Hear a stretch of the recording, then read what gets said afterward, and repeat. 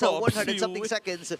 At si Edward, naku, sisilipin na si James Punks. Susubukan ata kung gaano karaming moves ang dala-dala niya dito. Habang si Renji, level 10 pa lang din naman. Ngayon pumasok na agad! Andun yung kanyang mga flash combos. At mamamatay na kagad si Edward dito habang yung Pagong ay buhay pa rin. Kalahati yung buhay dito ni Der. Habang si Kekidot naman ay nakapag-reach na rin. Ang bilis bumalik yung buhay no. Habang si James Punks ay nakakuha na ng Pagong. Napatay din itong si Rene J. Cho. At atrasan muna ang Rora. Okay, 2-1 na score. Nakakuha na Pagong AB Bren. With that kick, siguro hindi nakita ni Shizu kung saan ang galing yung choke. Oh, ito pa pagpasok sa may middle lane. Ginamit yung Crimson Beacon.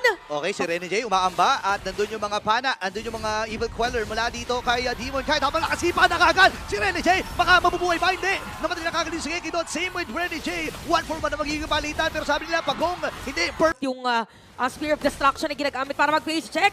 Siya yata ang gustong habulin. Ayan o. O, di ba? Di ba? Nabitawan na kagad pero Purify naman from Doming Kite. Habang sa may madalikuran, pumasok ulit si Hello. Rene J. Doming Kite will kill. Hello. Dalawa na kagad dito. Itong si Doming, pumapaldo na talaga. Demon Kite na nakakuha rin ng kill. Man who has trained the skill 1,000 times. Ayan, may pag-setup play na naman. Papasok ang mga players. Okay, si Der ay dumive na nga rin pero naliit ang buhay niya. Si Gekidot na nauna. Mula Balikuran! dito kay Yue habang sa Demon Kite sa likod. Umatay. Hindi na madedepensahan pero magkakaroon ng minion wave ang AB Bren. Pilit na sisiraan yung Torres sa gitna. So, skirt ako, mag-isa lang siya.